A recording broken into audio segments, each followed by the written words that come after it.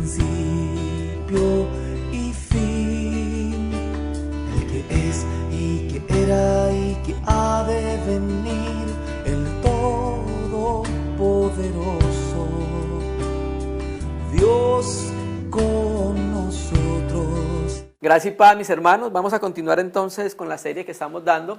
Hoy sería la enseñanza número 8 y hoy entonces culminaríamos la serie que fueron las 3 personas divinas en el único Dios verdadero. En la reunión pasada estuvimos viendo coexistencia y coinherencia, porque creímos que ya habían unas bases y unos fundamentos puestos para que entonces ya entráramos a entender que era coinherencia y coexistencia. Hoy vamos a ver encarnación, o sea, la encarnación del Verbo. Y vamos a ver algo para complementar el tema que se llama Trinidad económica y Trinidad esencial. Que vamos entonces ahorita a explicar bien qué es lo que es Trinidad económica y Trinidad esencial. Nosotros ya vimos la divinidad del Verbo, ¿sí? Recuerda que ya vimos cuando vimos los atributos de Dios, vimos los atributos de Dios, el Hijo. Ya vimos la preexistencia del Verbo cuando vimos la preexistencia del Hijo de Dios y el ángel Elohim. Ya vimos la coexistencia que vimos ayer, la coexistencia del Padre con el Hijo, la coexistencia del Verbo, y el Verbo era con, y nos detuvimos en la palabra griega pros, con Dios. Y ya vimos la coinherencia. Ahora entonces vamos a ver la encarnación. Hay un término que en teología los hermanos utilizan mucho y es teoantrópicos, que significa de la palabra teos, Dios, y antrópicos viene de la palabra griega antropos, hombre, ¿sí? Entonces, hombre, Dios o Dios, hombre, ¿sí? ¿Quién es ese? El Verbo que se encarnó. Hay una confesión, si tú quieres conocer el espíritu de error y el espíritu de verdad, lo conoces por la confesión que tiene la persona acerca del Hijo de Dios. ¿Por qué? Porque el anticristo también tiene una confesión, pero diferente. El anticristo dice que Jesús no es el Cristo, pero el Espíritu Santo, el Espíritu de Dios, confiesa que Jesús es el Cristo. Entonces, esa es la distinción en la confesión que se hace acerca del Hijo de Dios. Cuando tú miras las polémicas que hay en relación con el ser de Dios, con Dios el Padre no hay mucha polémica, ¿no? Dios existe, Dios es verdadero, ¿sí?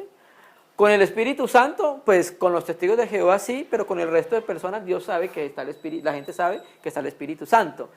Pero cuando se llega a la persona del Hijo, es donde está el mayor problema y el mayor combate, hermano, ¿sí? Entonces, porque es ahí donde está el mayor combate, nosotros debemos prepararnos para presentar defensa. ¿Cómo? Conociendo lo que dice la palabra acerca de nuestro Señor Jesucristo, el Verbo hecho carne. Entonces, vamos a ver qué fue lo que confesó el espíritu del anticristo en los primeros 3 y 4 siglos. Hoy lo sigue confesando, pero vamos a ver qué confesó el espíritu del anticristo en los primeros siglos para entrar entonces a mirar qué es la confesión del Espíritu Santo. En los primeros siglos aparecieron muchas personas tratando de confesar un Cristo diferente al Cristo confesado en las Escrituras. Y entre ellos apareció un hombre llamado Nestorio. De ahí donde viene el nestoricismo o el dificismo. ¿Qué es dificismo? Dificismo es una palabra griega compuesta di, dos y physis, naturaleza. ¿Recuerda que vimos naturaleza? Cuando vimos ser, esencia, persona y naturaleza. Entonces Nestorio empezó a decir que efectivamente habían 2 naturalezas en el Verbo de Dios, pero eran separadas. Una era el Jesús nacido de María y una era el Cristo, diciendo que Jesús no era el Cristo, hermano.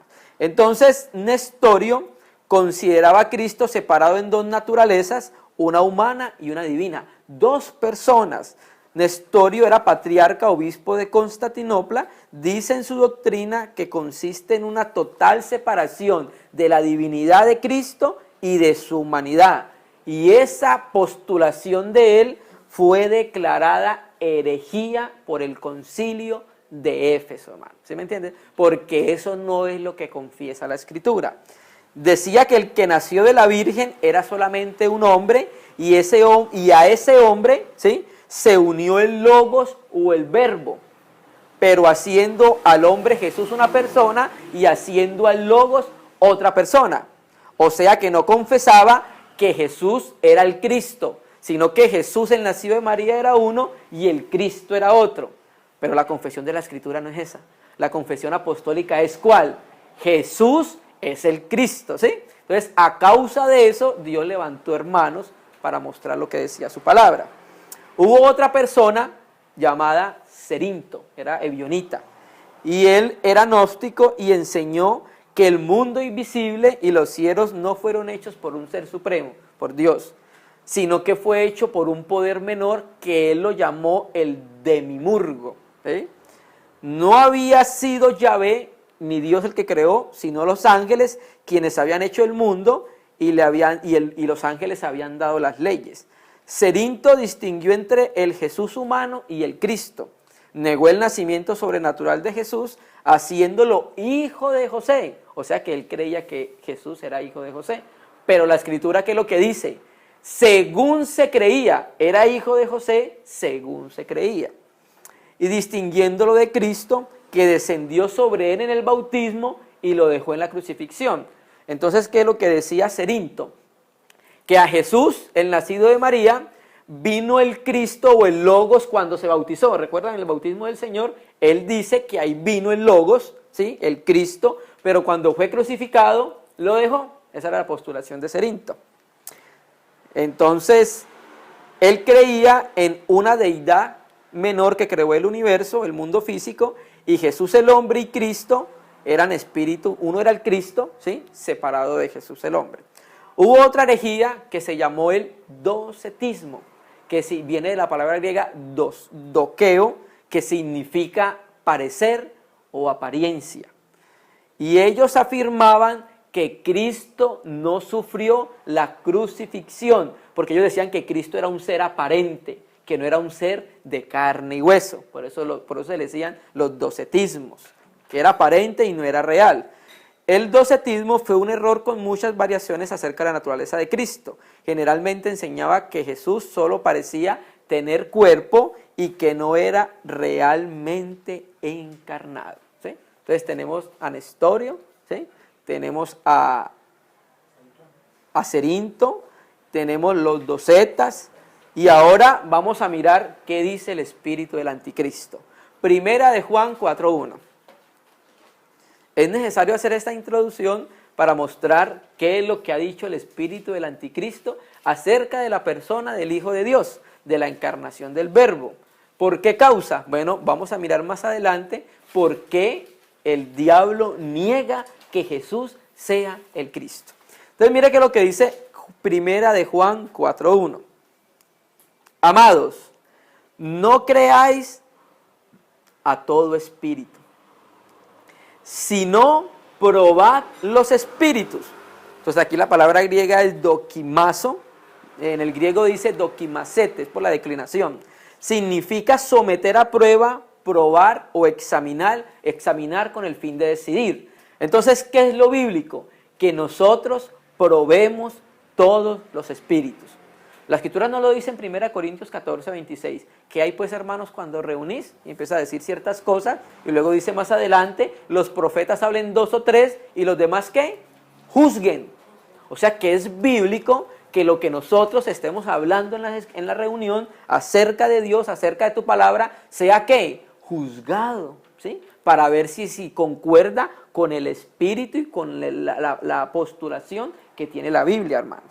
Entonces, no creáis todo espíritu, sino probad los espíritus si proceden de Dios, porque muchos falsos profetas han salido por el mundo. Entonces, el Espíritu de Dios se caracteriza por la confesión especial que tiene acerca de Cristo. En esto conoced el Espíritu de Dios, versículo 2. ¿En qué lo vamos a conocer? En esto. Todo espíritu que confiesa que Jesucristo ha venido en carne procede de Dios. Todo espíritu que confiesa que Jesucristo ha venido en carne procede de Dios. Y todo espíritu que no confiesa a Jesús no procede de Dios, y este es del anticristo, del que habéis oído que viene y ahora está en el mundo. ¿Cómo así que el que no confiesa que Jesucristo ha venido en carne? Primero hay una confesión acerca del verbo. ¿Cuál? La que hemos visto en todas estas reuniones. Que el verbo es divino, o sea que es Dios, que el verbo preexistía, que el verbo coexistía, que el verbo es coinherente. Entonces hay una confesión clara en las Escrituras acerca de Jesús, del verbo, pero también hay otra confesión clara, que ese verbo se hizo carne. Entonces las personas que no confiesan que el verbo de Dios, Dios con el Padre, se hizo carne, están negando y están siguiendo un espíritu de anticristo. Es lo que dice la Escritura. El que no confiesa que Jesucristo ha venido en carne. Lo mismo que pasó con los docetas, con Cerinto, con Nestorio, que decían que uno era Jesús, el nacido de María, y otro era el Cristo, el Logos, no diciendo que Jesús era el Cristo. Hermano, eso era una confesión del anticristo, hermano, ¿sí? Entonces, démosle la vuelta a la página hacia atrás, pasemos a segunda de Juan, hacia adelante, segunda de Juan 1:7. Segunda de Juan 1:7. Y mire que lo que sigue hablando de la misma manera. Porque muchos engañadores han salido por el mundo. ¿Cuáles son estos engañadores? Que no confiesan que Jesucristo ha venido en carne. ¿Quién hace esto? El engañador y el anticristo. Entonces, hay una característica del espíritu del anticristo y los falsos profetas. ¿Cuál? Que no confiesan que Jesús es Dios, que confiesan que Jesús es un iluminado, que es un gran maestro y que es un gran profeta, ¿sí? Exactamente, eso es lo que dicen ellos, pero eso es una falsa confesión de Jesús. Eso es una falsa confesión que proviene del espíritu del anticristo, hermano, porque Jesús es Dios con el Padre y es Dios, hermano. Eso es lo que dice las Escrituras. Entonces, niegan la persona del Hijo, hermano. Muy importante que no despersonalicemos al Hijo, porque cuando nosotros despersonalizamos al Hijo, también entonces estamos negando que Jesús es el Cristo y que Jesucristo ha venido en carne. Entonces, eso es lo característico de los falsos cristos. Vamos a empezar entonces, ya con esa introducción, vamos a empezar entonces a hablar de la encarnación de Jesús, el Hijo de Dios. Vamos a ir a Génesis 3:15. Todos conocemos este texto. Adán peca porque su mujer le da del fruto que no pueden comer, y entonces está Adán, está la mujer y está la serpiente. Entonces Dios le dice a Adán: maldita será la tierra por tu causa. A la mujer le dice: multiplicaré tus dolores en tus preñeces, porque parece ser que antes de la caída, si ella hubiera tenido hijos, pues no hubiese ese dolor que tiene ahora que pare. Y a la serpiente le dijo algo también fue una profecía para la serpiente. Entonces mire lo que dice Génesis 3:15, todos lo conocemos, eso se conoce como el protoevangelio, ¿sí? Ahí se habló de la venida de Cristo de antemano, y queremos empezar a tomar ese texto para hablar de la encarnación del Señor Jesús. Y pondré enemistad entre ti y la mujer. ¿A quién está hablando? A la serpiente. Entre tu simiente y la simiente suya. O sea, va a haber una simiente de la mujer y va a haber una simiente de la serpiente. Pero aquí hay algo bien particular, hermanos. La palabra hebrea para simiente es sera, y la palabra griega para simiente es esperma. Tú lo encuentras en el griego y en el hebreo. Y se traduce precisamente eso, esperma.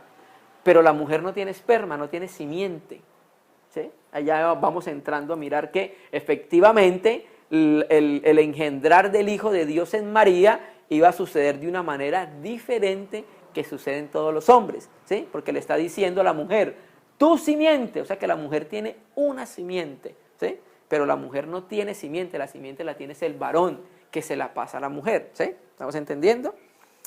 Entonces, pondré enemistad entre ti y la mujer, entre tu simiente y la simiente suya. Esta te herirá en la cabeza y tú le herirás en el calcañar. ¿Quién? ¿Quién es ese tú? ¿Quién es ese tú?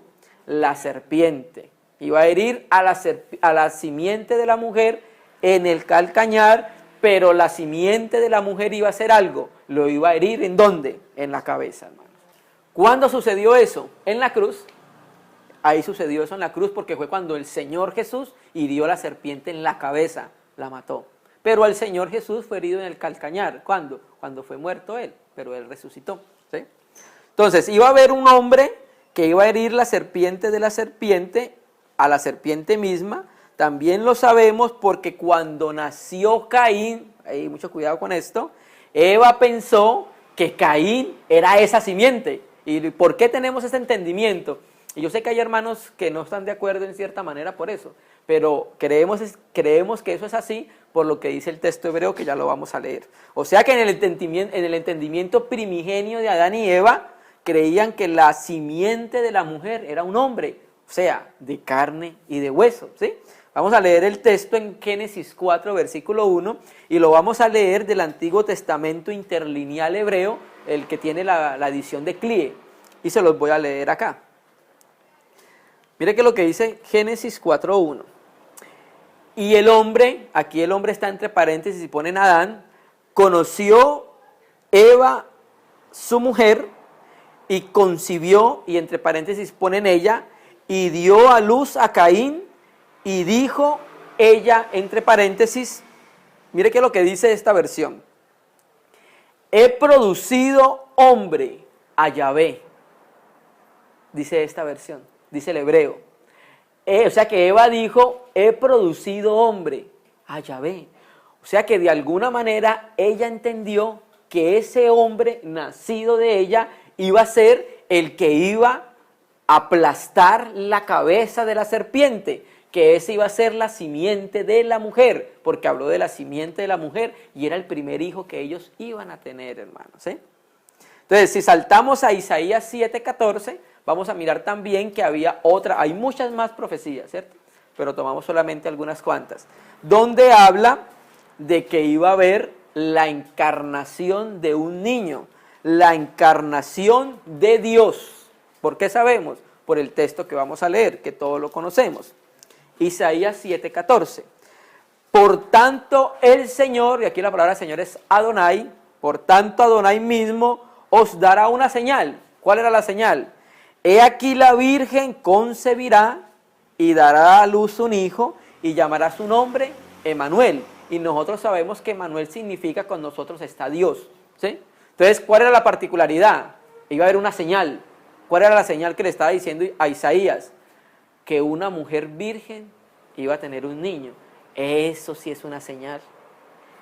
Que una mujer quede en embarazo sin haber sido conocida por un hombre, esa era la señal. Entonces ya se creía de la encarnación, ¿sí?, del verbo desde antes, hermano. Lo que pasa es que hay más versículos, pero solamente citamos esos dos en el Antiguo Testamento.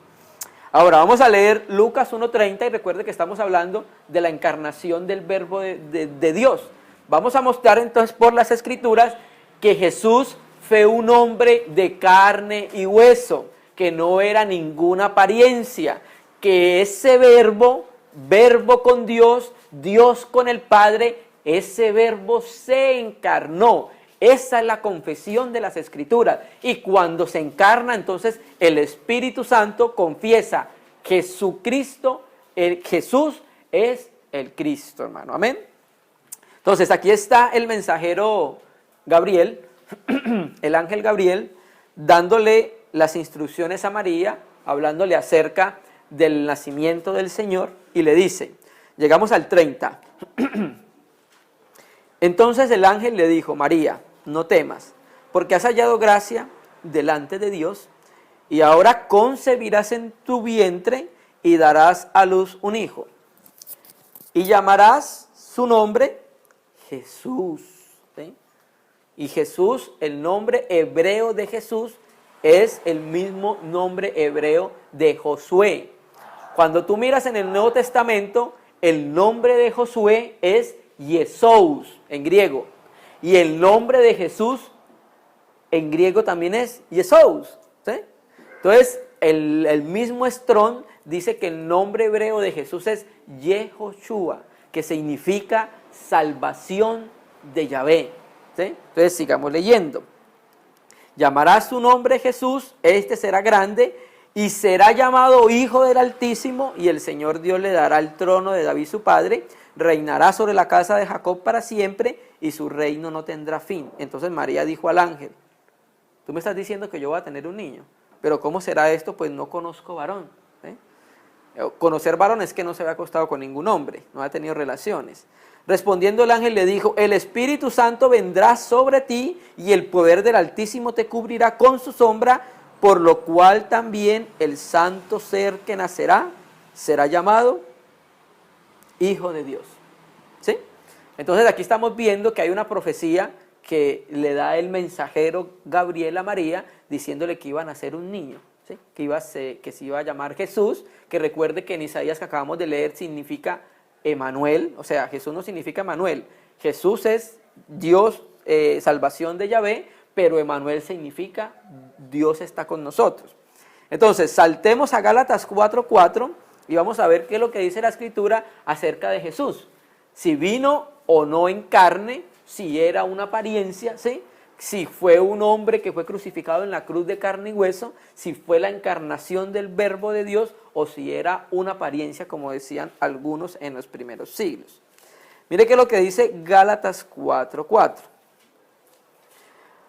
Pero cuando vino el cumplimiento del tiempo, o sea, la sazón de Dios, ¿sí?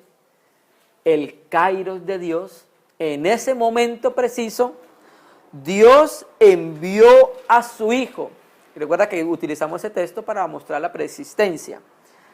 Entonces Dios le llama en la eternidad el Hijo. Y mire qué es lo que dice, nacido de mujer y nacido bajo la ley.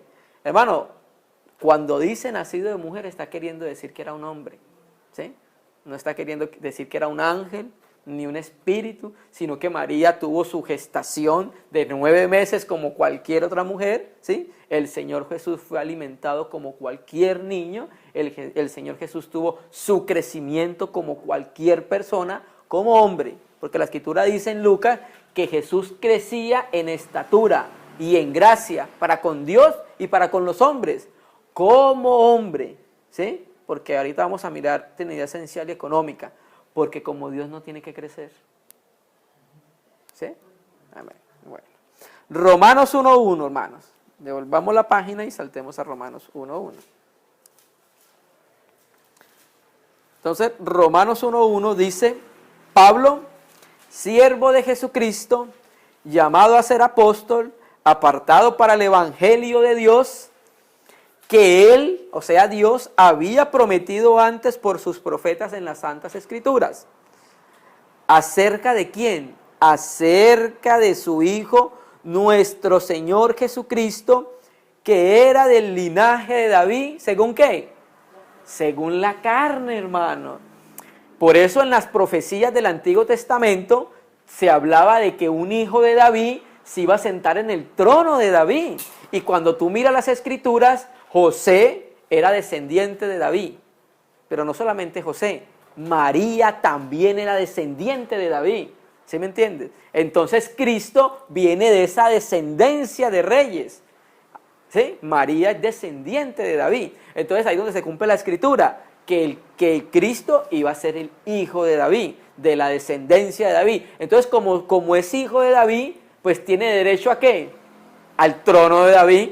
¿Sí? Y eso es lo que dice las Escrituras en Mateo y en Lucas. Cuando el Hijo de Dios, el Hijo del Hombre venga en su gloria, se sentará en su trono, en el trono que Dios le prometió. ¿Cuál? El trono de David su padre. Pero al Hijo también se le prometió otro trono, 2 tronos. ¿Cuál? ¿Cuál otro? El Salmo 110. Dijo el Señor a mi Señor, siéntate a mi diestra hasta, o sea, en el trono con el Padre. Y el Señor Jesús lo dice, yo me he sentado con mi Padre en su trono. Amén. Listo. Entonces vemos acá que el Mesías, para que fuese rey y para que fuese Mesías, tenía que ser un hombre, encarnarse, ¿cierto? Y aquí la profecía, y ahora el apóstol Pablo está diciendo, el Señor Jesús vino de la descendencia de David según la carne. Amén, hermanos.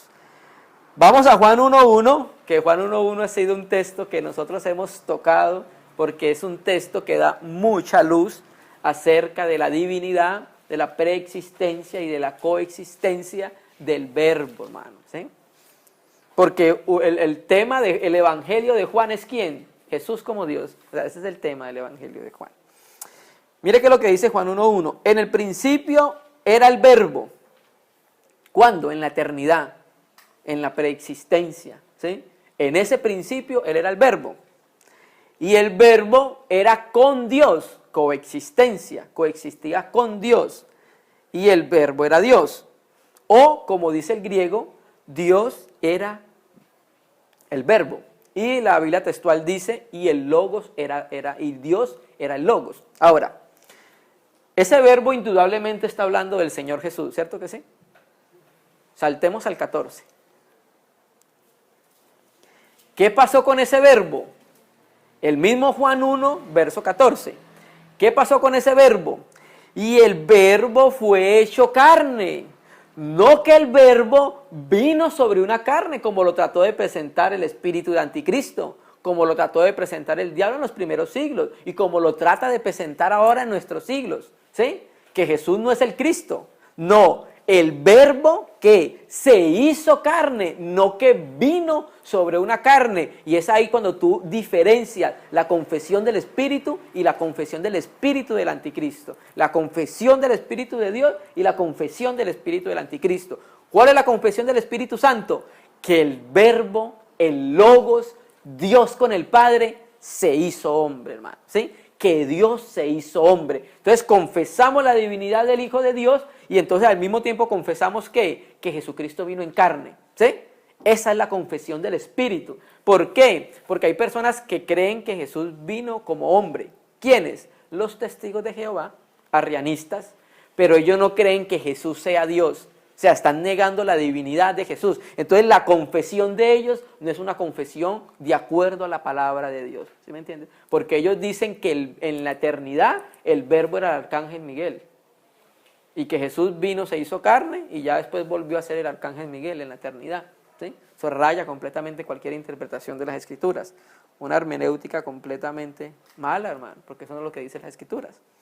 Entonces dice, y aquel verbo, ¿cuál aquel verbo? El que viene hablando en el 1:1, ese es el verbo. Se hizo carne, habitó entre nosotros y vimos su gloria, gloria como el unigénito del Padre, lleno de gracia y de verdad. Ahora, quiero leer ese texto mismo de la Biblia textual, porque tiene una palabra que deberíamos como insertarla en el nuevo lenguaje castellano o español nuestro, porque no está.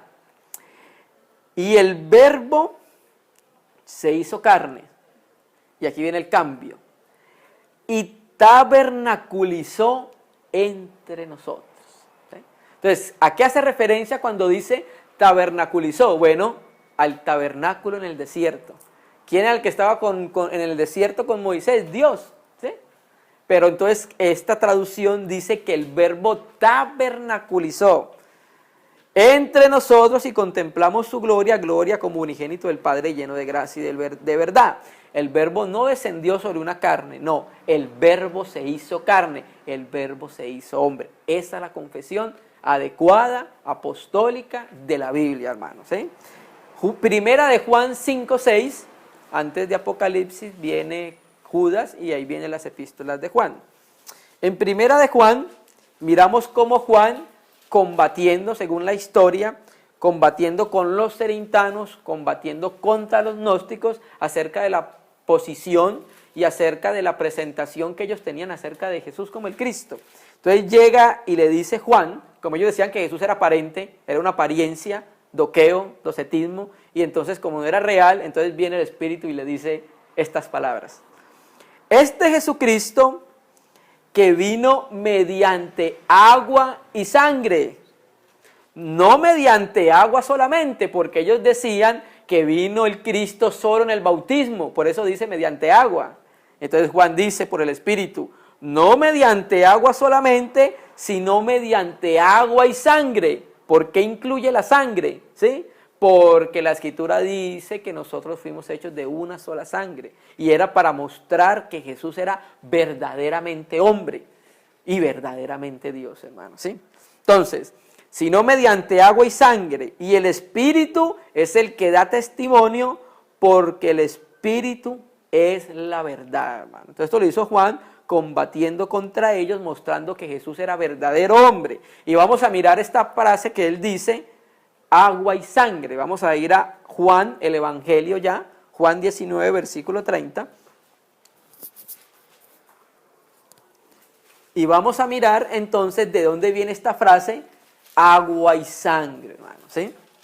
Juan 19, versículo 30, ya el Señor estaba crucificado, ¿sí? Y entonces dice el 34, Juan 19, 34, pero uno de los soldados le abrió el costado con una lanza y al instante que salió, sangre y agua, ¿sí?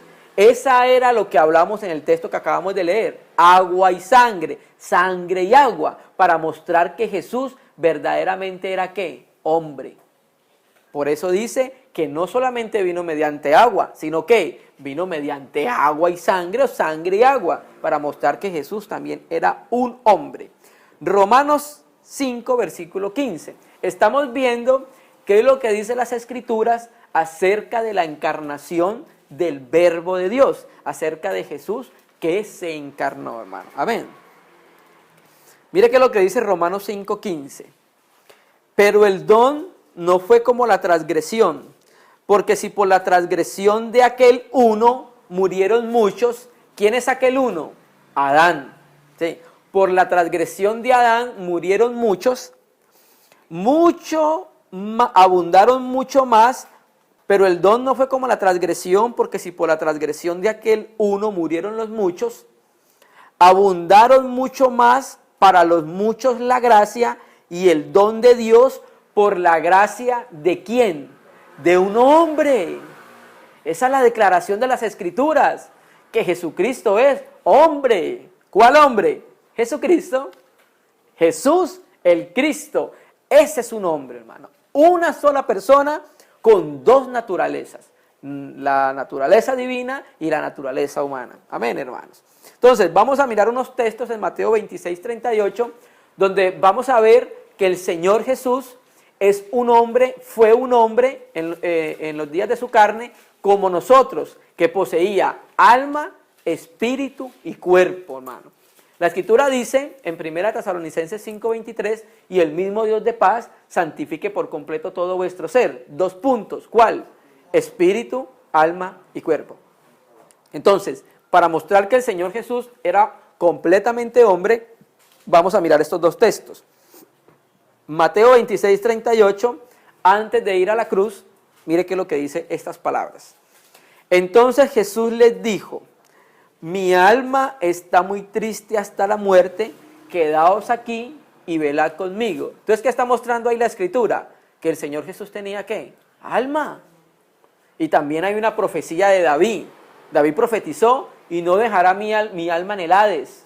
Y eso Pedro lo dice, y su alma no fue dejada en el Hades. ¿Refiriéndose a quién? A Jesús. Amén, hermano. Lucas 23:46. Y aquí vamos a ver entonces la otra parte. Ya vimos entonces, primero vimos que Jesús, el Verbo, fue hecho carne, ¿cierto? Ahora vimos por ese versículo que el Señor Jesús decía: mi alma está muy triste hasta la muerte. Entonces vimos el cuerpo, no solamente cuerpo de carne zar, sino un hombre completo, cuerpo humano, ¿sí? Entonces vimos el Verbo se hizo carne, el cuerpo, luego vimos el alma. Mi alma está muy triste hasta la muerte. Ahora vamos a ver el espíritu, ¿sí? Lucas 23:46 dice: entonces Jesús, clamando a gran voz, esto es en la cruz, dijo: Padre, en tus manos encomiendo mi espíritu. Y habiendo dicho esto, expiró. Entonces, ¿qué vemos ahí también, según las Escrituras? Que también tenía espíritu humano, porque Jesús fue un hombre completo, con espíritu y con alma humanas. ¿Sí me entiendes? Dios y hombre. Amén, hermanos. Vamos a seguir mirando la confesión de las Escrituras acerca de la encarnación del Verbo. Hebreos 2:14. En Hebreos 2:14 también el escritor habla de la encarnación del Verbo de Dios. Hermanos, en teología hay algo que se llama unión hipostática. Y enseña que en la persona de Cristo hay dos naturalezas: la naturaleza humana y la naturaleza divina. Es una misma persona con naturaleza humana y naturaleza divina. Esa es la confesión de las Escrituras, que Jesús es el Cristo. Mire que lo que dice Hebreos 2:14. Así que por cuanto los hijos participaron de carne y sangre, ¿cuáles son estos hijos? Los hijos de Dios, nosotros participamos de carne y sangre. Él también, ¿quién es Él? Jesús, el Verbo, participó de lo mismo. ¿Para qué? Para destruir por medio de la muerte al que tenía el imperio de la muerte, esto es al diablo. Y recuerden que estuvimos viendo con los hermanos en el estudio que estamos en la casa, que la palabra no es destruir, hacer inoperante, ¿sí? ¿A quién? Al que tenía el imperio de la muerte, esto es al diablo, y así librar a todos los que por el temor de la muerte estaban durante toda la vida sujetos a servidumbre. Entonces, ¿qué hace el diablo con las personas? Como tienen miedo a la muerte, el diablo los esclaviza por medio de eso. ¿Se me entiende? Hay que pedirle al Señor que nos dé luz a nosotros en relación con eso. Porque ciertamente no socorrió a los ángeles, sino que socorrió a la descendencia de Abraham, por lo cual debía ser en todo semejante a sus hermanos. ¿Cómo? Para venir a ser misericordioso y fiel sumo sacerdote en lo que a Dios se refiere, para expiar los pecados del pueblo, pues en cuanto él mismo padeció siendo tentado, es poderoso para socorrer a los que son tentados. Entonces Jesús es un hombre, y fue un hombre antes de ir a la crucifixión, completo, el cual fue tentado de la misma manera que nosotros somos tentados. La diferencia es que él no cayó en la tentación, pero él fue un hombre en el cual tuvo que experimentar todas estas cosas para poder socorrernos a nosotros. Ahora, hay algo más que dicen las Escrituras ahí, que era sacerdote, sumo sacerdote misericordioso, hermano.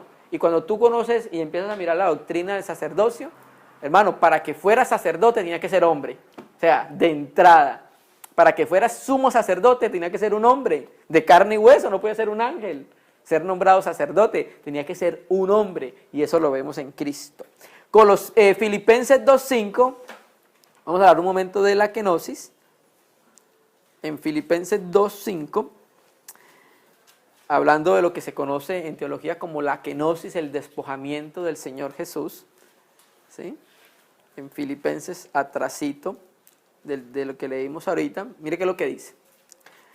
Considerad entre vosotros lo que hubo también en Cristo Jesús, el cual existiendo en forma de Dios, no quiso por usurpación ser igual a Dios, sino que se despojó a sí mismo, tomando forma de siervo y hecho semejante a los hombres, y hallándose en la condición de hombre. La Escritura reiterativamente dice que Jesús, el Verbo, fue hallado como hombre. Se humilló a sí mismo al hacerse obediente hasta la muerte, y muerte de cruz.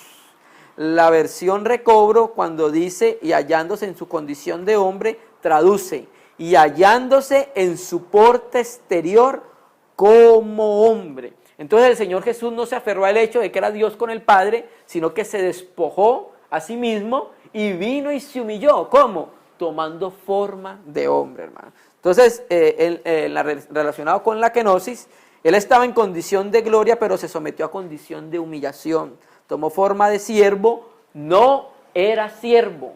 ¿Era qué? Dios con el Padre. Sí.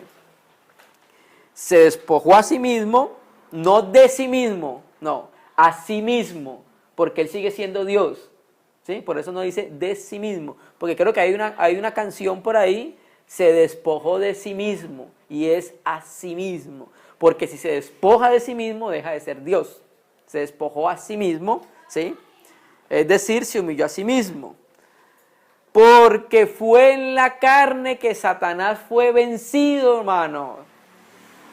Por eso Satanás no quiere confesar que Jesús es el Cristo, porque a él lo venció un hombre, hermano. Por eso él niega la confesión de que Jesús es el Cristo, porque lo venció un hombre, ni siquiera Dios. Porque si Dios como Dios lo vence, pues ¿qué gloria va a ser para Dios? Y antes va a ser más gloria para el diablo. No, a mí me venció Dios. Pues claro, que Dios vence a todos, pero a él lo venció fue un hombre de carne y hueso. Por eso él no confiesa que Jesús es el Cristo. Y por eso ha pululado y ha sembrado esa confesión falsa de que Jesús no es el Cristo. Porque no quieren confesar que Jesús es el Verbo, que Jesús, el Verbo se hizo carne. Y en carne lo venció, hermano. Amén. Entonces, que en su misma persona divina asumió una naturaleza adicional. ¿Cuál? Como hombre. ¿Sí? Pero no una persona adicional, es la naturaleza, la de hombre. Y ahorita vamos a entrar a mirar en Trinidad Esencial Económica ese aspecto. ¿Listo? Un hombre con dos naturalezas, la naturaleza divina en cuanto a verbo y la naturaleza humana en cuanto a que se hizo hombre. Vamos a mirar la encarnación rapidito de una manera tipológica en el arca. Vamos a ir a Éxodo un momento y vamos a mirar aquí rápido unos textos que nos hablan de la naturaleza humana del Señor, la encarnación del Señor, presentada tipológicamente en el arca, porque todavía nos falta un poquito más. Éxodo 25:10, está Dios hablando con Moisés acerca de que le pide que le hagan un arca, el tabernáculo de reunión, porque Dios quiere morar en medio de su pueblo. Recuerda que ese texto lo leímos, ayer hablamos acerca de la morada. Entonces mire que es lo que le dice Dios a Moisés. Harán pues un arca de madera de acacia. ¿Sí? Éxodo 25:10. Su longitud será de 2 codos y medio, su anchura de codo y medio y su altura de codo y medio. Entonces aquí ya entra, miramos algo, medias medidas, es una medida completa, ya entra, ¿sí? Y hay algo particular, es de madera de acacia, pero la recubrirás de oro puro. ¿Por dónde? La recubrirás por dentro y la recubrirás por fuera.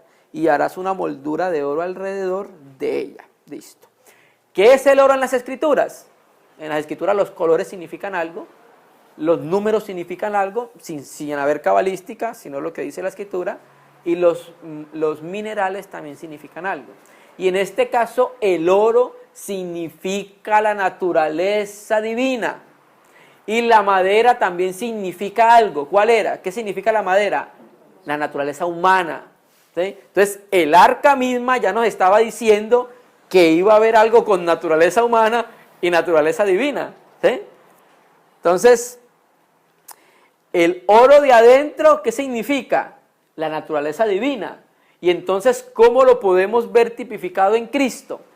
Que Cristo dice, el Padre mora en mí. Esa es la naturaleza divina. ¿Dónde vemos la madera de acacia? En la naturaleza humana del Señor Jesús. Pero faltó algo, el oro de afuera. ¿Cuál es ese? Vamos a mirarlo. Entonces, vamos a mirar el oro de afuera, ¿cierto? Entonces, el oro de adentro, naturaleza divina, pero Él se hizo carne, madera de acacia, y en la humanidad, pero después el Señor dijo algo después de haberse encarnado. Juan 17:5. Recuerde que hemos leído también varias veces Juan 17:5. ¿Sí? En Juan 17:5 vamos a mirar el oro de afuera, porque era oro por dentro, madera, ¿sí? Pero oro por fuera. ¿A qué se refería el oro por fuera? Juan 17:5, en la oración sacerdotal. Ahora pues, Padre, glorifícame tú al lado tuyo con aquella gloria que tuve contigo antes de que el mundo fuese. ¿Sí? Entonces está el Verbo hecho carne, orando al Padre para que lo glorifique con aquella gloria que tuvo con el Padre antes de que el mundo fuese. O sea, antes de que el Verbo se encarnase, había una gloria compartida con el Padre en la eternidad. Amén, hermano. Entonces, ahora el Padre le devuelve la gloria al Hijo, pero ya se la devuelve el Hijo estando como en humanidad. Y entonces ahora vemos la humanidad de Cristo, ¿qué? Glorificada. Por eso es el oro de afuera. Oro de adentro, madera de acacia y oro de afuera. Pero la Escritura también dice algo, cuando habla del Señor Jesús nos lo dice a nosotros, que cuando Jesús glorifica a la humanidad, su naturaleza humana, también nos glorifica a nosotros. porque lo dice Romanos 8:30. Y a los que antes conoció, los predestinó y los que glorificó en pasado. ¿Cuándo fue eso? ¿Cuándo fue eso? Porque yo la verdad es que todavía no la veo. En Cristo. Cuando Cristo fue glorificado, nosotros, los creyentes, fuimos glorificados con Él. ¿Entendimos eso, hermano? Amén, hermano. Entonces el Padre le devolvió la gloria al Hijo, solo que ahora, aparte de ser hijo de Dios, ahora es ¿qué? Hijo de hombre. ¿Sí? Hijo de hombre glorificado. Entonces recibió la gloria no solo como Dios, sino ¿qué? Como hombre. No solo con su naturaleza divina, sino también ¿qué? Con su naturaleza humana. Y ahora el Hijo de Dios, Jesús el hombre, está en la gloria como hombre. Él nunca se despojó de su naturaleza humana. Lo que pasa es que ahora la llevó a la gloria, hermano. ¿Amén? Entonces, en esencia, el Hijo no es inferior al Padre, pero por kenosis, sí, por despojamiento, el Padre es mayor que el Hijo, porque el Hijo se hizo ¿qué? Siervo, hermano, ¿sí? Entonces la persona divina asumió la naturaleza humana y la humanidad fue glorificada en Cristo. Por eso habla de pasado. Entonces ya tiene oro por fuera, la gloria por fuera. El oro no solo está dentro, sino también está fuera. Y sigue siendo un hombre. ¿Cómo lo sabemos? Porque la Escritura nos lo revela. Vamos a mirar el testimonio de Esteban, hermano. Solamente vamos a leer un texto porque el testimonio de Esteban es largo. Hechos 7, versículo 56. Y terminamos la encarnación con 1 de Timoteo 2:5. Hay muchos más versos que hablan acerca de la encarnación, pero por causa de que vamos a mirar también otro aspecto, entonces vamos a dejar ahí con encarnación estos dos últimos textos. Hechos 7:56, mire que lo que dice Esteban en el momento en que estaba siendo apedrado, ¿sí? Cuando lo estaban matando por causa del testimonio del Señor. Y dijo Esteban: he aquí veo los cielos abiertos y al Hijo del Hombre que está sentado a la diestra de Dios. El texto crítico dice: y al Hijo del Hombre que está en pie, a la diestra de Dios. ¿Cómo ve Esteban al Señor Jesús? Como un hijo de hombre. ¿Por qué? Porque Jesús sigue siendo un hombre. El Verbo se hizo carne y nunca se despojó de su naturaleza humana.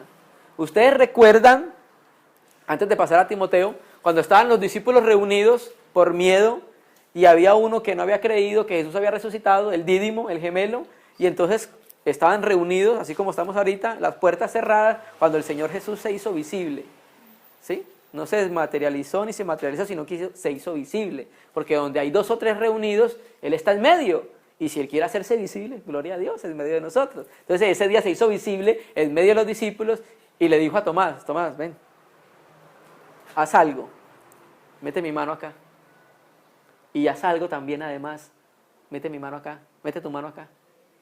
Mete tu mano acá y mete tu mano acá, ¿sí? Y entonces, cuando vio, dijo: Señor mío y Dios mío, ¿sí? Y había una particularidad con Jesús, que la nueva creación, ese que Jesús resucitado, no tenía sangre. Costado abierto, palma de las manos abiertas, pero ya no tenía sangre. Y el Señor dejó eso como evidencia de la redención eterna, hermano, ¿sí? Por eso en Zacarías a él le preguntan: Señor, ¿y esas heridas en tus manos? Con ellas fui herido en casa de mis amigos, ¿sí? Jesús sigue siendo un hombre, pero ahora glorificado, en gloria, con oro por fuera, ¿sí? Amén, hermano. Qué precioso, ¿cierto? 1 de Timoteo 2:5, y aquí hay algo bien importante, de Jesús en la gloria, ¿sí? Estamos hablando ya de Jesús en la gloria, que siguió siendo hombre. Vino y se encarnó, sufrió, padeció, fue muerto, ¿sí? Fue sepultado, resucitó y ascendió a la gloria, pero no se despojó de su naturaleza humana, sigue siendo un hombre. 1 de Timoteo 2:5 dice: porque hay un solo Dios. ¿Estamos de acuerdo? Solamente hay un único Dios, el Dios de Abraham, el Dios de Isaac y el Dios de Jacob. No hay más Dios. Pero hay un solo mediador entre Dios y los hombres. para los que quieren colocar otro mediador. Solo existe un mediador entre Dios y los hombres. ¿Sí? Ni Silvia, ni Clery, ¿no? Ni mi abuelita que se murió, ¿no? ¿Quién? Jesucristo, pero no se quedó ahí la confesión. ¡Hombre! ¿Sí? Jesucristo, hombre. La Bober Cantera y la Biblia textual terminan diciendo: porque hay un solo Dios y un solo mediador entre Dios y los hombres, un hombre, Cristo Jesús. ¿Sí? Y la Biblia textual dice: un solo mediador entre Dios y los hombres, el hombre, Cristo Jesús. Entonces el Señor, según el testimonio de las Escrituras, y como nosotros queremos el testimonio que Dios ha dado, Jesús es un hombre tanto cuando desciende, cuando es engendrado, el Verbo se encarna, vive su vida humana, ¿sí? Muere, es sepultado, resucita, asciende, pero cuando asciende también sigue siendo un hombre, porque ese es el testimonio de las Escrituras. Entonces nosotros no podemos separar a Jesús del Cristo. Jesús es el Cristo. Jesucristo, el Verbo de Dios, Dios con el Padre, se hizo carne. Ese es el testimonio de los apóstoles de la Biblia y ese es el testimonio que da el Padre por medio de la palabra. Amén, hermano. Entonces vimos ahí encarnación. Ahora, vamos a mirar, hay un término que los hermanos que han estudiado esto le han llamado Trinidad económica y Trinidad esencial, o primero Trinidad esencial y Trinidad económica. El hermano Luis Berghoff habla en teología sistemática acerca de Trinidad económica y Trinidad esencial. El hermano Gino y Winnesley también ellos utilizan esos términos, Trinidad económica y Trinidad esencial. Entonces, vamos a empezar diciendo algo para poder identificar esto, para que podamos entender, porque yo personalmente he escuchado personas que han dicho: en Dios hubo un cambio. ¿Cuál cambio? Bueno, si creemos que Jesús es Dios, porque ya lo hemos visto, y si Jesús es Dios, hubo un cambio en Dios. ¿Cuál? El que acabamos de ver, se hizo hombre. Entonces las personas que no entienden bien la Trinidad esencial y económica, cuando leen esto rápido, dicen: efectivamente hubo un movimiento y hubo un cambio en Dios, porque antes no tenía carne y ahora sí tiene carne, ¿sí? ¿Cierto que sí? Ellos dicen eso de esa manera.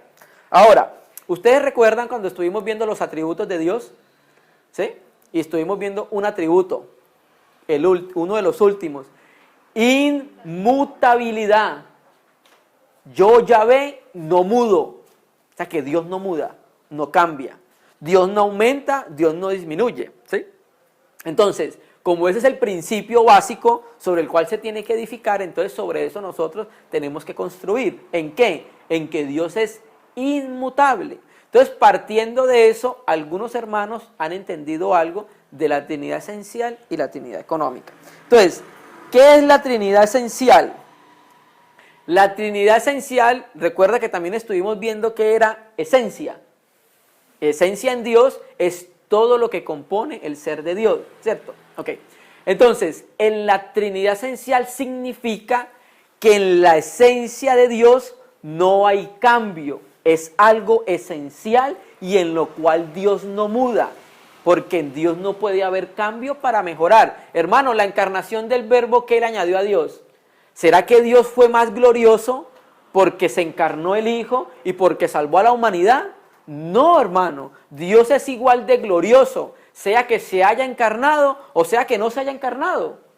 No le añade nada, no le añade una gloria superior a Dios, porque ya Dios mismo es glorioso, hermano, ¿sí? Entonces nosotros debemos empezar a entender eso. Entonces, ¿qué es la Trinidad esencial? Es lo que esencialmente es Dios, ¿sí? Donde Dios no sufre ningún cambio esencialmente. Porque ¿qué era la esencia de Dios? Donde vimos los atributos incomunicables de Dios: omnipotente, omnipresente, omnisciente, inmutable, eterno, ¿sí? Todo esto que lo vimos, en eso, en la esencia de Dios, no puede haber un cambio. Entonces, eso es lo que es la Trinidad esencial, esencia, esencial. Pero entonces los hermanos han utilizado otro término, Trinidad económica. Y la Trinidad económica sirve para mostrar ese cambio o ese movimiento que hubo en las tres personas divinas. ¿Sí? ¿Estamos entendiendo? Entonces le utilizan la palabra económica porque viene la palabra griega oikonomía, que se traduce economía. Economía es una palabra compuesta de oikos, casa, y nomos, ley, que significa la ley de la casa o las normas de la casa. ¿Sí? Entonces, ¿qué es la Trinidad económica? La Trinidad económica es la manera como Dios, ¿sí?, ha intervenido en la vida o en la historia de la humanidad para llevar a cabo su propósito, su plan o su economía. Y en esa intervención de Dios, entonces sí nosotros vemos un movimiento, pero no en la esencia. No en la esencia de Dios, sino en ¿qué? En la economía de Dios. Cómo Dios interviene en la humanidad para salvar, para redimir, para interactuar con el hombre. Entonces, el hermano Buswell utiliza otro término. James Oliver Buswell, en teología sistemática, utiliza el término Trinidad esencial y subordinación económica. ¿Sí?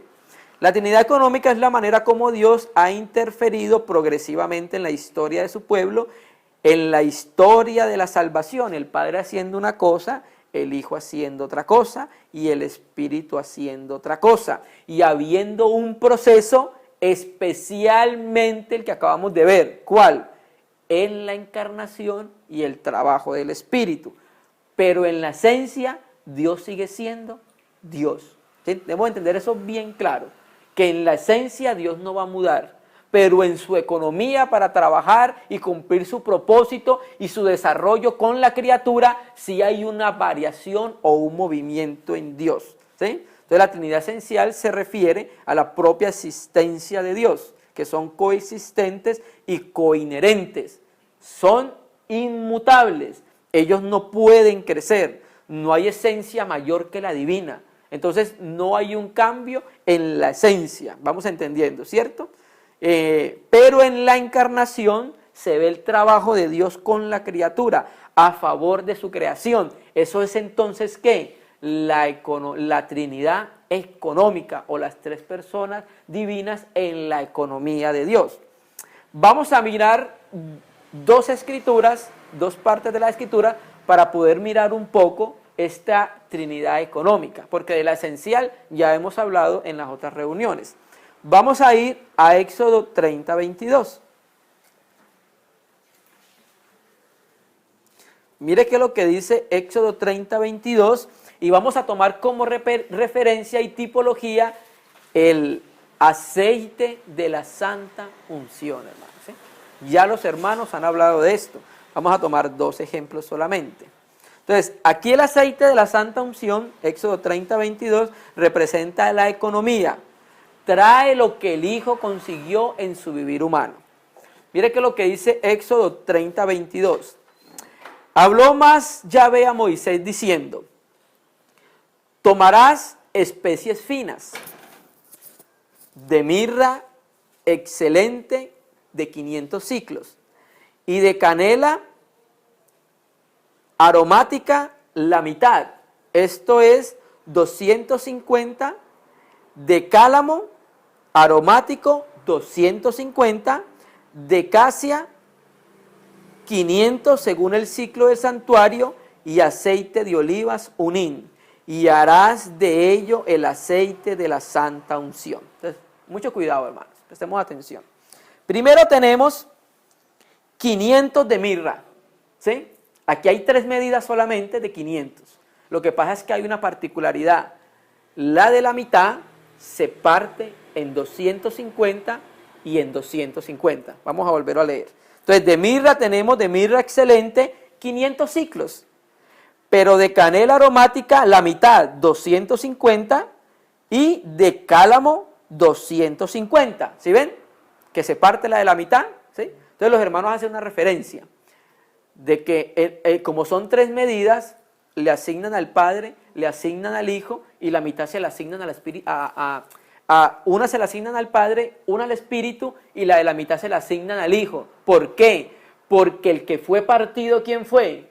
el Hijo, ¿sí? Porque recuerda lo que dice las Escrituras cuando el Señor está dando el pan, en el partimiento del pan con los discípulos. Comed todos vosotros, ¿sí? Este es mi cuerpo que es partido por vosotros, ¿sí? Entonces, queremos mirar algo, hermano. Estamos hablando de la Trinidad económica, ¿sí? El desarrollo del plan de Dios en su economía para llevar a cabo la salvación, el interactuar con los hombres. Entonces, tenemos mirra, 500 ciclos. ¿A qué hace referencia la mirra?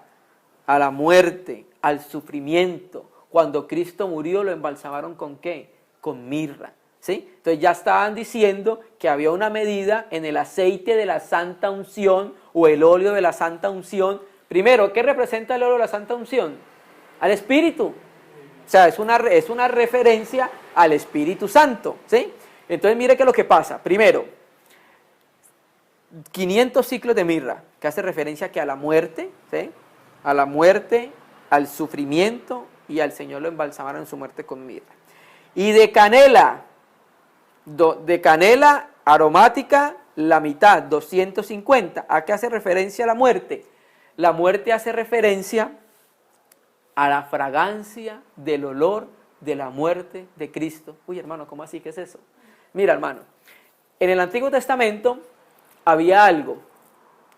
Cuando se hacía un sacrificio, la Escritura dice que el olor del sacrificio, ¿qué dice la Escritura? Subía como olor fragante al Señor. Y eso lo vemos nosotros representados ¿en quién? En Noé. Tú sabes, cuando Noé salió del arca, ¿qué es lo que hizo? Presentó un sacrificio y entonces, ¿qué? Halló un olor grato Dios, ¿cierto? Entonces Dios halla un olor grato con la muerte de su Hijo.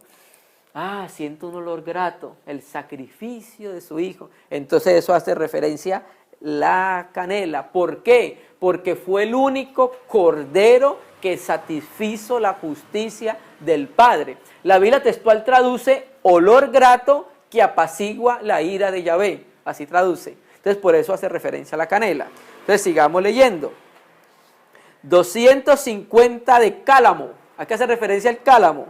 A una caña que se levanta en medio del barro, y cuando esa caña se levanta pura, aun cuando viene del barro. Entonces, ¿de qué habla eso? De la resurrección del Señor. ¿Sí? Entonces, estamos viendo la muerte, ¿cierto que sí? Estamos viendo su vivir humano, su sufrimiento, luego estamos viendo el olor de su muerte, luego estamos viendo ¿qué? Su resurrección.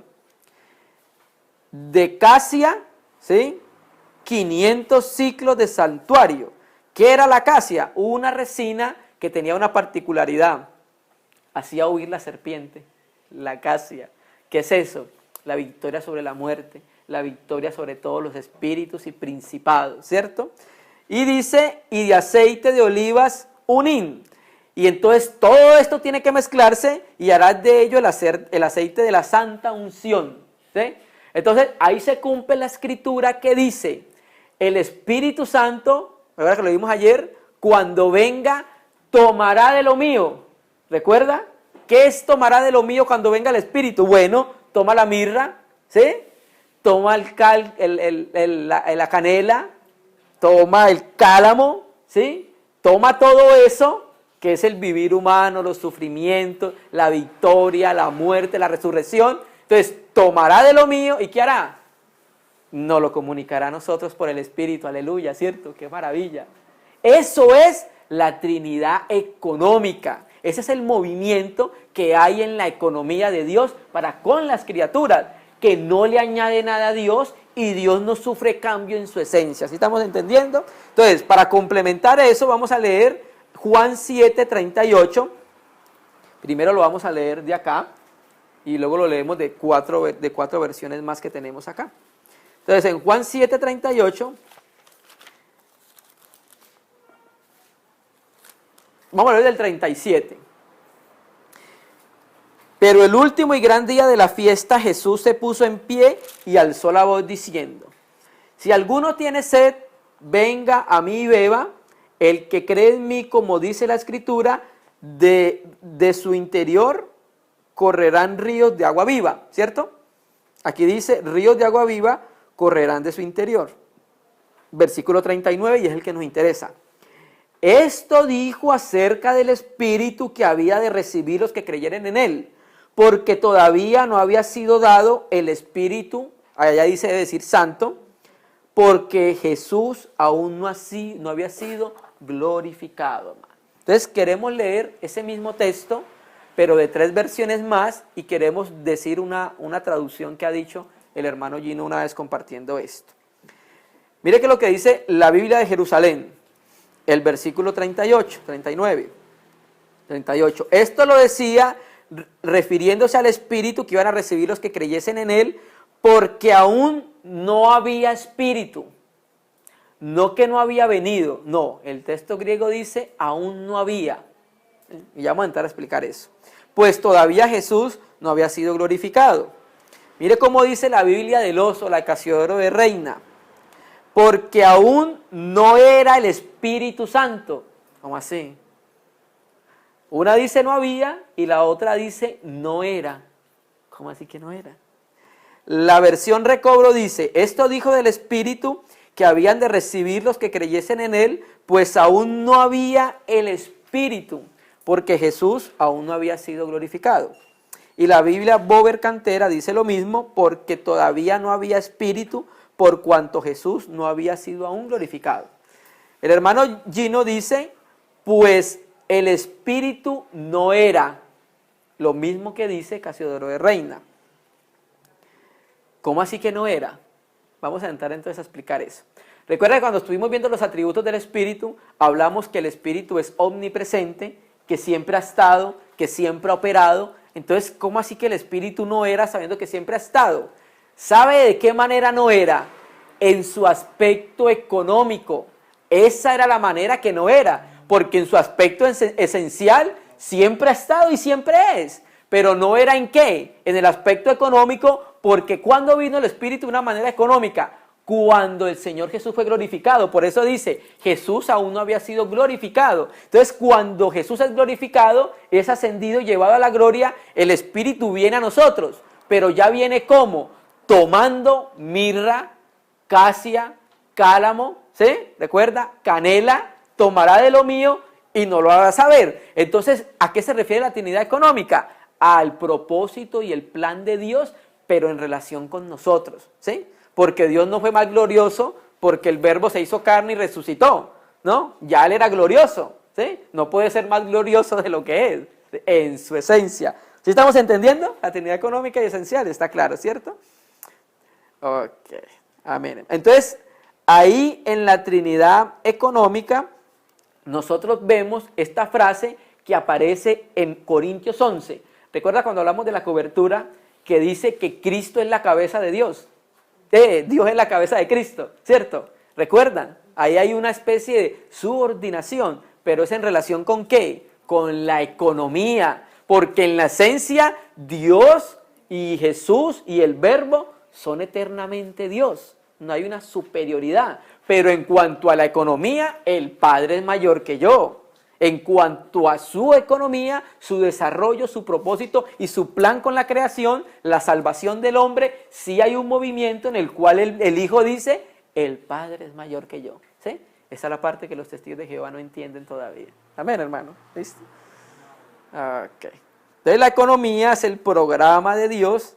Entonces al revelarse actúa en parte el Padre, en parte el Hijo y en parte el Espíritu Santo. Amén, hermano.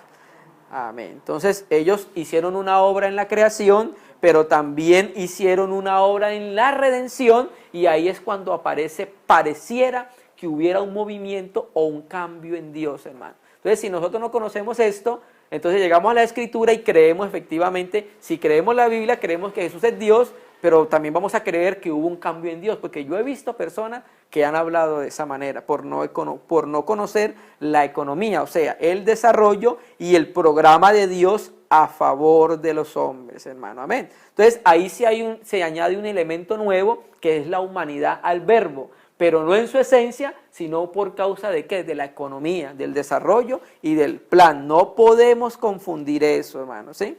No podemos confundir eso porque la esencia, la naturaleza, la sustancia divina, no hay una modificación. Si hay una modificación en la esencia de Dios, quiere decir que Dios no es Dios. ¿Sí? En Dios no puede haber ningún cambio ni ninguna modificación, hermano. No cambia su esencia, no cambia sus personas, pero sí realiza una obra de salvación, hermano. Especialmente con la encarnación. Entonces, con la encarnación sí se introduce un elemento nuevo, ¿sí? Que es la humanidad. El verbo se hizo carne. Y ¿eso para qué fue? Pues para que el Espíritu nos pudiera comunicar todo lo del Hijo de Dios a nosotros. Fue para eso, fue para nuestro favor, no para el favor de Dios. Recuerde que iba a tomar de lo mío, dice, y tomará de lo mío y lo hará saber. ¿A quién? A la iglesia. Entonces, cuando recibimos el Espíritu, recibimos del Padre y recibimos del Hijo. Todo lo que el Hijo logró, ¿qué? Mirra, cálamo, caña, canela, ¿sí? Todo lo que el Hijo logró, el Espíritu nos lo comunica a nosotros, amén. Entonces, en ese aspecto el Espíritu no era económico, sí era en esencia, pero no era económico porque era necesario que Cristo muriese y resucitara, para que entonces tomara lo del Hijo, que vivió como hombre, y no lo comunicara, ¿sí? ¿Estamos entendiendo? Amén, amén, hermano, listo. Amén, hermano. Entonces, quiero leer una definición del hermano Luis Berford de Trinidad Económica Esencial. Entonces él dice, en el Consejo de Redención el Hijo se comprometió a ser fiador de su pueblo y a ejecutar el plan de la redención hecho por el Padre. Entonces en el Salmo 47, yo lo voy a leer, dice, entonces dije, he aquí, vengo, en el rollo está escrito de mí, para hacer tu voluntad, oh Dios, me ha agradado y tu ley está en medio de mi corazón. Entonces, en medio de mi corazón. Entonces, ¿cuándo se logra esto? Pues particularmente en la encarnación del Señor, en su sufrimiento y en su muerte. Entonces sabemos que la coinherencia significa que uno mora en medio del otro, el Padre en el Hijo en el Padre por el Espíritu Santo, y al mismo tiempo coexisten, pero en relación con el plan de Dios, en la provisión de Dios, en la provisión administrativa de Dios, en la relación con la economía, el Padre da un paso, el Hijo da otro paso y el Espíritu también da un paso. El Padre hace un plan, el Hijo lleva a cabo ese plan y el Espíritu aplica a nosotros ese plan, ¿sí? Esa es la Trinidad económica, hermano. O sea, todo lo que el Hijo logró, nos lo aplica ¿a quién? El Espíritu Santo, a nuestra vida. Entonces vamos a leer un texto en el último ejemplo, en Efesios 1:3, y aquí vamos a mirar entonces este aspecto de las tres personas divinas en lo esencial y las tres personas divinas en lo económico, y con eso terminamos. Amén. Por ejemplo, ustedes recuerdan que en Apocalipsis aparecen los 7 espíritus delante de Dios. ¿Ustedes recuerdan? En Apocalipsis hay una visión donde dice, y los 7 espíritus que están delante de su trono. Bueno, ¿son 7 espíritus o es uno? Lo dice. Pero cuando tú miras Isaías dice, y reposará sobre él el espíritu de Yahvé, el espíritu de poder, de consejo, de sabiduría, de ciencia, y da un número de 7. Es un mismo espíritu, pero es uno en esencia, pero en economía ¿qué? Son 7 para cumplir el propósito de Dios, ¿eh? Bueno. Entonces vemos que el Padre en la Trinidad económica concibe un plan, nos eligió, nos predestinó, nos seleccionó, luego el Hijo vino a cumplir lo que el Padre había planeado. Después el Hijo lleva a cabo dicho plan y el Espíritu Santo entonces nos aplica a nosotros ese plan, hermano. ¿Listo? Efesios 1:3, vamos a ver claramente el aspecto de las tres personas divinas en lo económico. Vamos a leerlo desde el 3. Bendito sea el Dios y Padre de nuestro Señor Jesucristo, que nos bendijo con toda bendición espiritual en los lugares celestiales en Cristo, según nos escogió en Él antes de la fundación del mundo. ¿Quién? El Padre, ¿sí? Para que fuésemos santos y sin manchas delante de Él. Pero nos escogió ¿en quién? En Cristo, ¿sí? El Padre hizo un plan, una escogencia, pero nos escoge ¿en quién? En Cristo, ¿sí? Bueno, en amor, habiéndonos predestinados para ser adoptados hijos suyos por medio de Jesucristo, según el puro afecto de su voluntad. Hermano, me voy a detener un momentico acá en adoptados, porque ¿qué es un hijo adoptado? Bueno, Vamos a suponer que yo no tengo hijos, entonces yo quiero tener un hijo y adopto un hijo. Y le doy mi nombre, le doy mi apellido, y es hijo mío porque yo lo adopté. Pero hermano, esta traducción de adopción no concuerda con la revelación de la palabra. ¿Por qué no concuerda? Ya vamos a explicar. Hay una particularidad. La escritura que dice que nosotros somos hijos de Dios, ¿qué? Engendrados por Dios. Si somos engendrados por Dios, ¿qué quiere decir? Que tenemos la simiente de Dios. Y si tenemos la simiente de Dios, no somos adoptados porque el hijo adoptado no tiene la simiente del Padre. ¿Sí entendimos? ¿Sí? Entonces la palabra, como traduce la Recobro ahí, es filiación. Fuimos filiados, ¿sí? No es adopción, porque el hijo adoptado no tiene la naturaleza del Padre. En cambio nosotros tenemos la simiente de Dios y también dice segunda de Pedro que somos participantes de la naturaleza divina. ¿Sí? Entonces no nos adoptó, ahora somos hijos del Padre e engendrados por Dios. ¿Sí? Entonces por eso hicimos esa aclaración. Para alabanza de su gloria, para la alabanza de la gloria de su gracia, con la cual nos hizo aceptos en el amado, en Cristo, en quien tenemos redención por medio de su sangre. ¿Sí? Pues vamos a leerlo. En quien tenemos redención por medio de su sangre, el perdón de nuestros pecados, hermanos, ¿sí? Entonces vemos al Padre que nos escogió, nos predestinó en Cristo, pero vemos aquí también una redención ¿en quién? En la sangre del Señor, la economía, el propósito y el plan para la salvación, ¿cierto? Versículo 8. Que hizo sobreabundar para con nosotros en toda sabiduría e inteligencia, dándonos a conocer el misterio de su voluntad según su beneplácito, el cual se había propuesto en sí mismo, de reunir todas las cosas en Cristo en la dispensación del cumplimiento de los tiempos. Aquí la palabra dispensación es en la economía, ¿sí? Y recuerden que la palabra reunir todas las cosas es la palabra griega que el hermano Gino ha hablado bastante, anakephalayosastai, ¿cierto? De reunir todas las cosas en Cristo en la dispensación de la economía, el cumplimiento de los tiempos, así las que están en los cielos como las que están en la tierra. En él asimismo tuvimos herencia, habiendo sido predestinados conforme al propósito del que hace todas las cosas, según el designio de su voluntad, a fin de que seamos para la alabanza de su gloria, nosotros los que primeramente esperamos en Cristo, en él también vosotros, habiendo oído la palabra de verdad, el evangelio de vuestra salvación, y habiendo creído en él, fuisteis sellados ¿con qué? Con el Espíritu Santo de la promesa. Entonces el Padre hizo un plan en la eternidad, ¿cierto? ¿Cierto que sí? Y nos escogió, nos predestinó en Cristo para que fuésemos sus hijos, ¿cierto? Sin embargo, para lograr eso, ¿qué tenía que hacer? El Verbo se hizo carne y derramó su sangre, y ahí se cumple en quien tenemos redención por su sangre, el perdón de nuestros pecados, ¿cierto? Entonces el Señor Jesús llevó a cabo esa obra al morir en la cruz, y entonces sabemos que en su muerte logró todo lo que ya hemos mencionado, la victoria sobre el pecado, sobre Satanás, sobre los espíritus, su vivir humano, ¿sí? La fragancia de su muerte, la fragancia de su resurrección, ¿cierto que sí? Entonces ahí tenemos como final sellados por el Espíritu Santo. Entonces el Espíritu nos aplica lo que el Padre planeó, lo que hizo, realizó de ese plan, y el Espíritu Santo entonces lo lleva a cabo, quien lo aplica. ¿Eso es qué?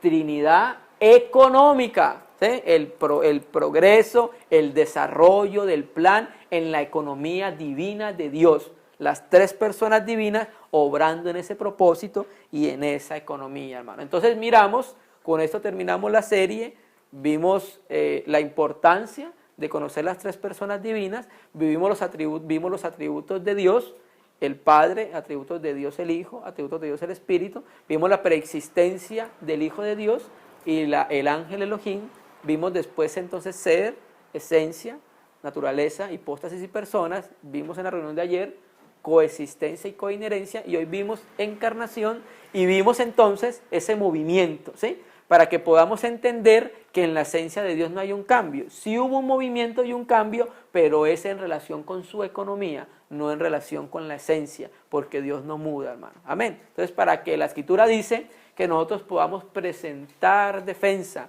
cuando alguien pida razón y demanda de nuestra fe, hermano. Entonces vamos a orar al Señor para que la palabra de Él sea guardada en nuestros corazones, hermano. Amén, hermano. Digno es el Cordero